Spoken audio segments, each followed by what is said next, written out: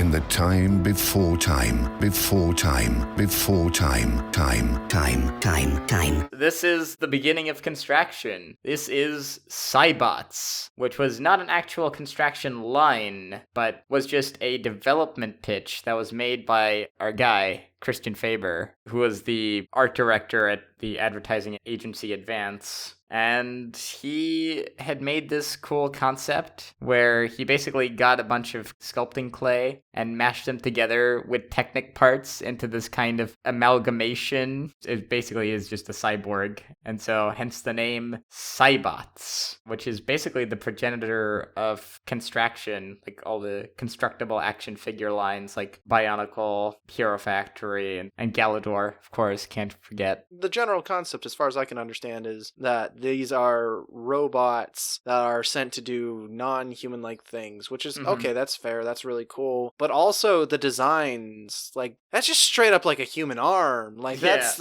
and a human head. Like, if you're trying to go for, like, robots, dude, maybe don't make, like, a blatant shoe.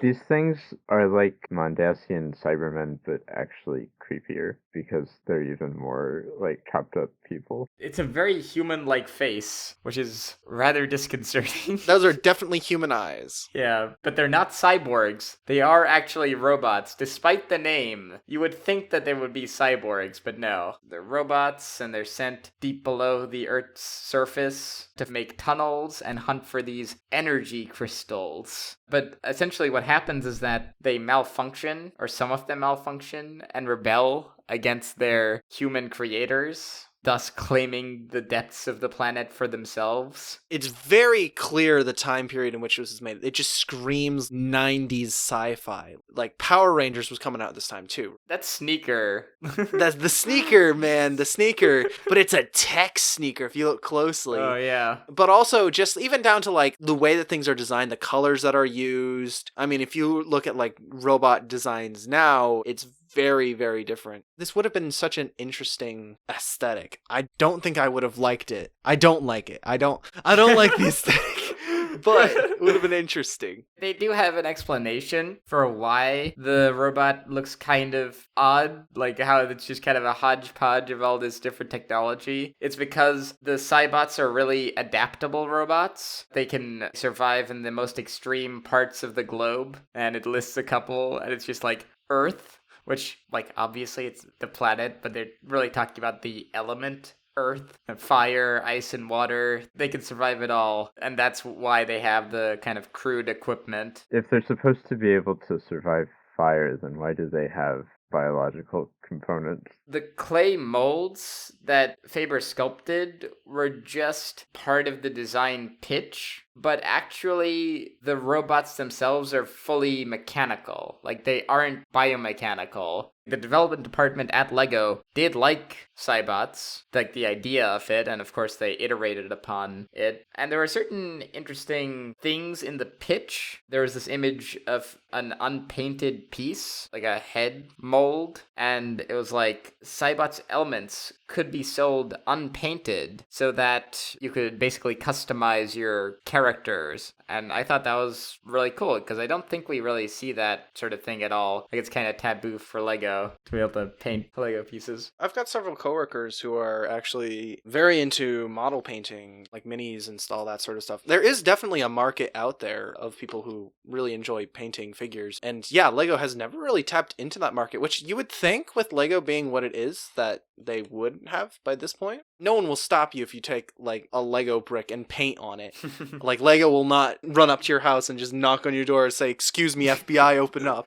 But it's bizarre that they haven't specifically created, like, the customizable figure, which I guess at this point, it probably won't happen. The closest thing that I could come up with was where they had this Lego Originals to celebrate some anniversary for LEGO, where they had this 5:1 scale wooden minifigure that you could actually paint on and, like, customize to whatever degree you would want. That's, like, one thing, but it's kind of just a one-off event. It's not integral to any line. But yeah, there were some other things too, like having 3D building instructions. That is an interesting concept. The problem is that there's no real good, easy way to implement. Like, yeah, sure, you can pull up the instructions on a computer, like, as a model, so you can, like, turn around and see how it moves. And I guess that's a cool concept there. But at the same time, unless it's, like, super complex, it's almost just as easy just to have paper 2D instructions. Yeah. That's true. I almost wonder if robotics would have potentially been a part of it, too. Just looking at the design of some of these sets, they almost look like they're designed to work with, like, Mindstorms. I was sort of thinking along similar lines, especially because it's integrating the Technic elements. Like, you could potentially motorize Cybot number 1, like that concept. It would have been interesting to see if Cybots would have been developed into something else, or other consequences of the pitch would have been hit upon. This was one of the other things that was part of the Cybots pitch, was that each of the specialized elements could be connected directly with traditional LEGO elements. So, like, they would be compatible with system. And it's interesting that from the sets that we got with Slizers and Roboriders, etc., that they really kind of strayed away from that for the most part. Until much later with CCBS, I suppose. But even then, CCBS isn't incredibly integratable with system. In fact, I'd argue that some Bionicle pieces are easier than CCBS. It's true. In some instances, of course. I'm jumping the gun a little bit, but like both Slizers and Throwbots did not have much in the way of like hyper specialized parts. They had parts that were created for the line, but not for like individual characters. Aside from the faceplates, yeah. Even then, that's just printing. That's not molds. Bionicle, you've got Tahu's sword, Golly's hooks, Liwa's axe. You got all these hyper specialized parts that some of them did get reused in other sets, but for the most part, like Liwa's axe has only appeared in one set, as far as I know, and that's Liwa. When I think about Bionicle and specialized pieces, I think of the masks, because like a mask kind of defines the character in a lot of cases. Like when people are making mocks, oftentimes if they're using a specific mask, it's hard to distinguish it from the character who wore that mask originally. Right. Any character with a red how is Tahu.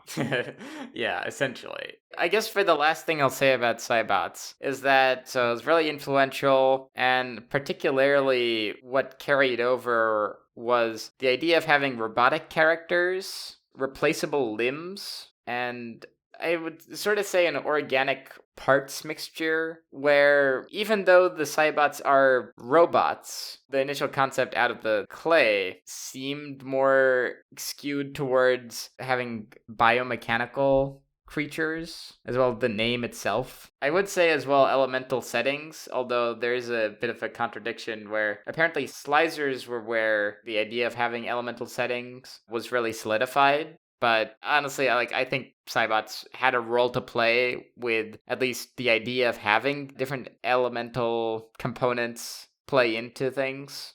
That's all I wanted to say. But let's go, Slizer. Slizers of the pre-Bionicle lines, I think they are the best known. If you talk about Throwbots or Slizers, usually people will know what you're talking about. Roboriders, also sometimes maybe, but like, there was only one wave. Slizers, you got two waves, at least. Definitely the more influential line, especially from a set design standpoint. So many of the quote-unquote classic Bionicle pieces originate with Slizers. Yeah. Like the standard hand for the ball and joint, or even like Tahu's hand piece. That's a very heavily used part in Slizers. Or even like smaller elements like the Slizer feet, which end up being used as anything but feet in the future. There's so many elements that are used throughout Bionicle's history that, from a set design standpoint, they are very important to Bionicle and its design aesthetic. But it's interesting that it translated so well with the design aesthetic from Slizers, which does have a very different feel to it than Bionicle. There's a lot of echoes of Slizers in Bionicle, especially when it comes to like the disc launcher. Like the disc launcher is essentially the same idea, and it was carried over, I think, in Roboriders as well. Like it's got that same kind of concept of slinging discs, and there are gear functions, quote unquote. The gear function that all the Slizers had was basically the ability to fold up and fit in the canisters that they had, which were quite cool. One of the things that you could do was actually attach them to your belt, because they had this whole idea of children taking their Slizer to school and maybe trading their discs with one another, because there was the whole Pokemon craze back then with trading cards. So they thought they'd capitalize on a similar idea. Plus, they also mentioned that, like, the canister itself is supposed to be a portable sleeping chamber, which seems very, very reminiscent to Bionicle. Another similarity I noticed is that the Slizer planet has 7 zones, right? Yeah. One of the 7 zones is an urban zone, which they took out for Bionicle, but then in 2004 they kind of added that concept back in with Metro Nui. I doubt they were like intentionally going, hey, we're gonna play around with these Slizer concepts and just like remix them for a new thing. I think probably it's just sort of how things naturally progressed. But I think it's interesting that there's that parallel. Yeah, and I mean, the elements are largely the same. You've got ice, you've got water, you've got fire, jungle, which, I mean, that's sort of air, rocks, and then you've got, like, electricity, which is, like, kind of like air. So there was this initial idea for the Slizer Throwbots planet. It was nicknamed the Pizza Planet because it has all these little different colored slices. And the initial elements were lava, jungle, mountain, cloud, urban, ice, and water. Did cloud become electricity? Because cloud seems like air. And so, like, maybe did they combine that with jungle? When I said electricity, I meant, like, thunderstorm. That's the home of energy Slizer. But people have definitely pointed to Okoto being much more, like, pizza slicey than, as this world is, than Nui, which was similar to this in that there were regions, but much less blatant. Well, yeah, I mean, there was the face design for the voodoo heads, but the regions were still separated. It wasn't as pizza-y.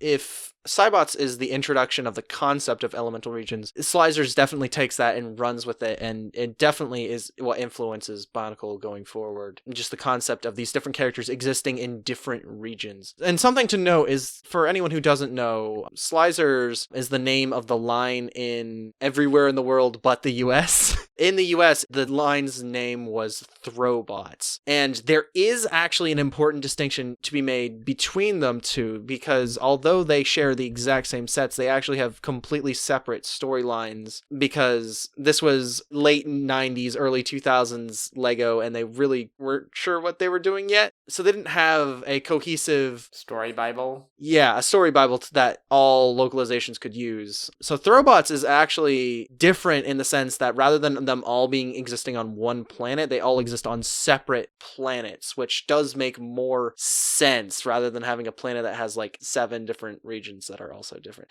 Also, who lives in that city? Who lives in the city? Is it just buildings? Are there people who live there? Who built the city?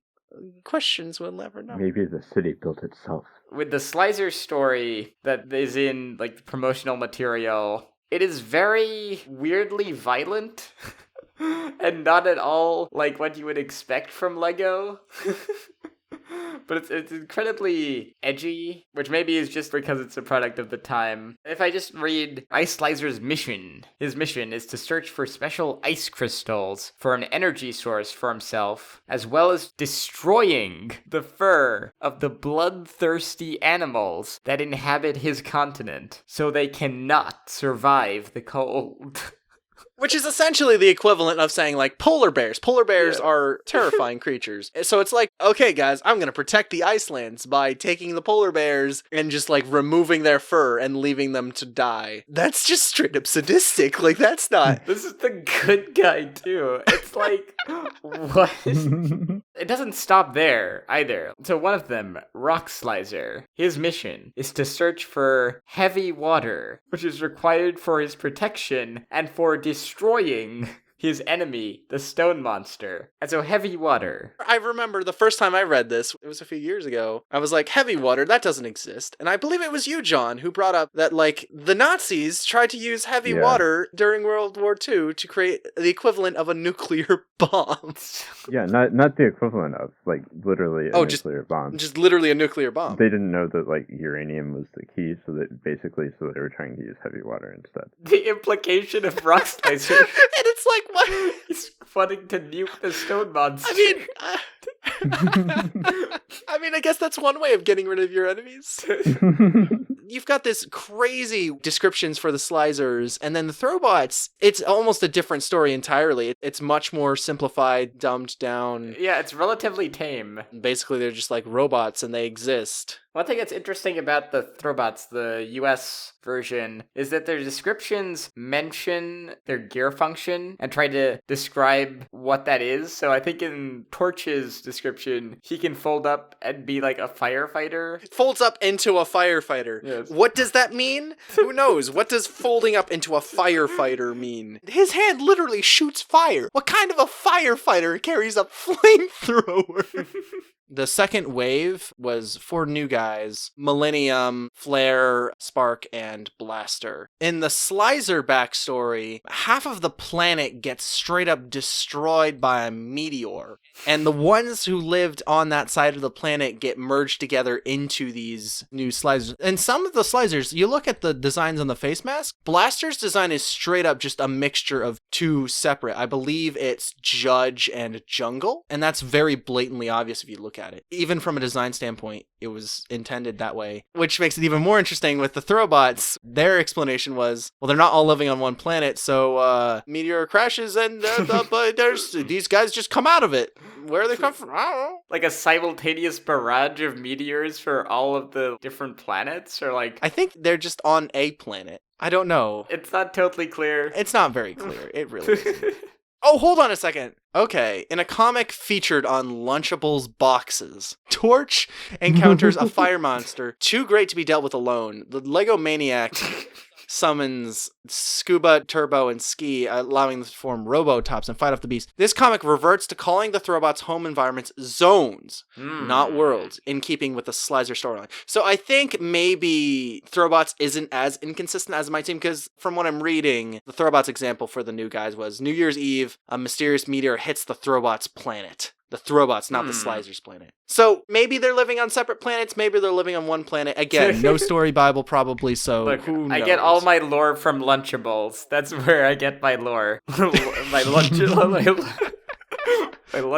lore. Still had a better story than G2. The standard combiners for the Slizer/Throwbots, Ultra Rex and Robotops are their names. Those are the standard 2, but apparently they held a contest where it was like, build your own creation and Lego magazine. And Bethany Heck, who is probably still out there somewhere. Bethany Heck, if you are in any way hearing this somehow, contact us and we'll schedule you for an interview.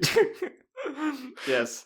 I don't talk about the design process. I don't know if that's true or not, but Mike. I'll interview you. So Hiker Mike, he is a hiker and he is a Mike, but as much of a joke as Hiker Mike is, this is created by someone who is probably a child at the time, so it's understandable. But it's a really cool concept because I don't know if LEGO had ever really done these sorts of contests before. I presume that they had, but definitely not with Construction because this is a whole brand new thing, which is just a really cool concept because you think about all those iconic contest winners. You think of like the Dark Hunter books, the Rahi book. It sets this really cool precedent where you can create your own creation and have it be canon. And I think one of the reasons that Bionicle was so popular is because you could create your own heroes and it would fit within the storyline. And obviously, Hiker Mike fits extremely vaguely into the extremely vague storyline of Throwbots. So it fits really well on that regard. Yeah, I just really like how Hiker Mike sets the precedent. Yes. Yeah, we should all bow down before Hiker Mike. So Roboriders. Roboriders. They were a concept. Slizers was like, okay, so we're making these constructible action figures. It's using the Technic system, but like this new ball and joint system and some Technic elements. And okay, that's cool. And then it's like, okay, but what if we just made bikes and put faces on them? It's like, but why? But and it's like, no, faces with bikes. The thing about Roboriders, though, that's kind of interesting, is that you would think that Slizer would have done poorly for them to just replace it with Roboriders so soon. But actually, Slizer did pretty well. It didn't fail or anything, but they just thought we should just replace this with Robobikes.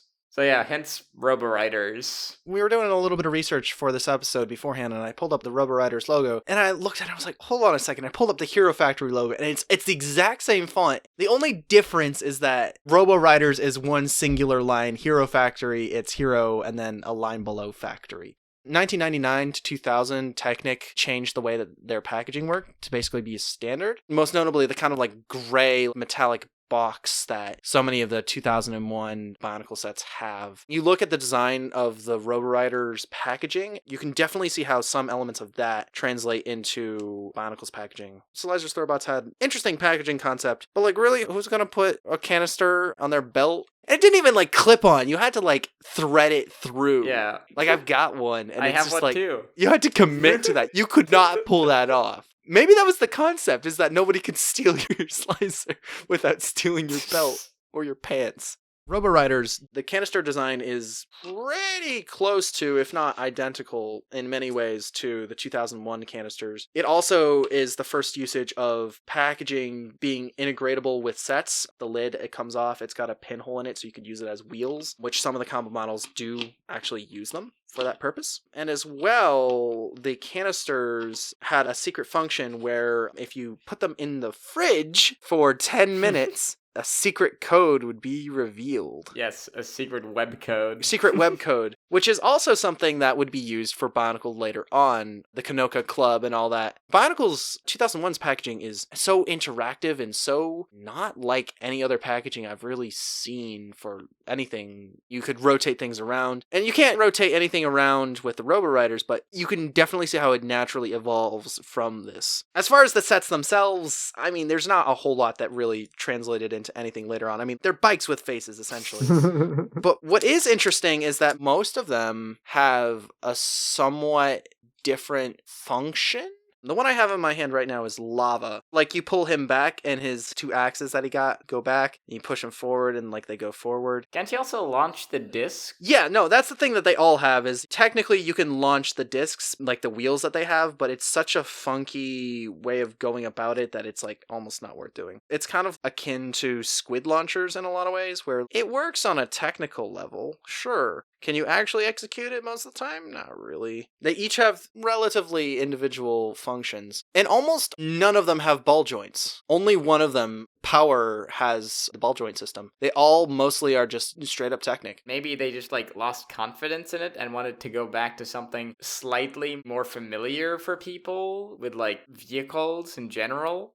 You can actually access a bit of the screen captures from the Wayback Machine for the Roboriders website. And it was like, there's some monster virus that's loose on the web. So you had to like use your web code that you get from putting your canister in the fridge and like collect all of them and track down this computer virus. I wonder if that came out of like the Y2K virus craze. I have to assume. One thing that it says on the website is just like, meet the virus killers. Because I guess that's what the Roboriders do. Like, we didn't really talk about if there is a story for it. There is a story, but it's kind of weird, and also it's even less information than with Slizers, which is saying something. They each have their own special environments, and they are specially designed to work in that environment. And if you aren't specially designed to work in that environment, you'll die.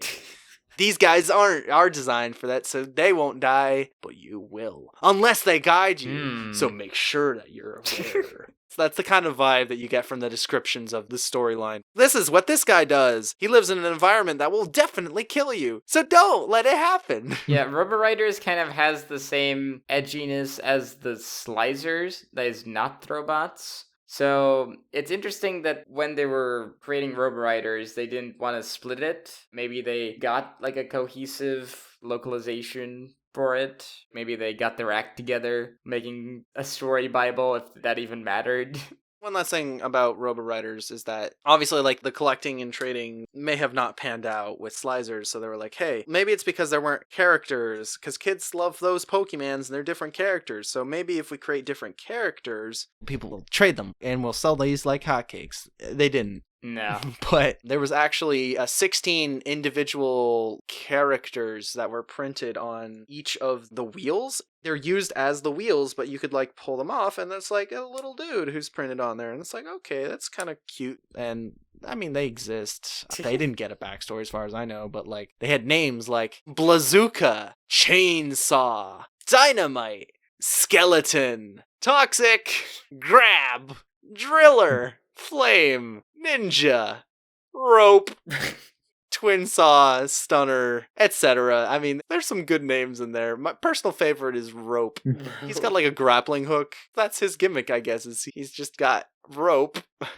We all grew up with Bionicle. We like Bionicle. And it's like, what made Bionicle Bionicle? In order to really look at that, you're going to have to look at what came before. And so I thought this was pretty cool. We can see a lot of the trends that occurred in Slizers that were then carried over with the faceplate idea of having like signifiers for different characters and just pieces in general that were carried over. Honestly, when you break it down, apart from posability, 2001 had some really solid sets. You can definitely tell they were directly influenced by those previous concepts. I mean, like, the gear function for the Slizers is stupid. The gear function for the Toamata is decidedly not. It actually does something. It's an actual function. You can wave Tahu's arm around and have him slash a sword versus Torch's ab crunch that he does. Turns into a firefighter.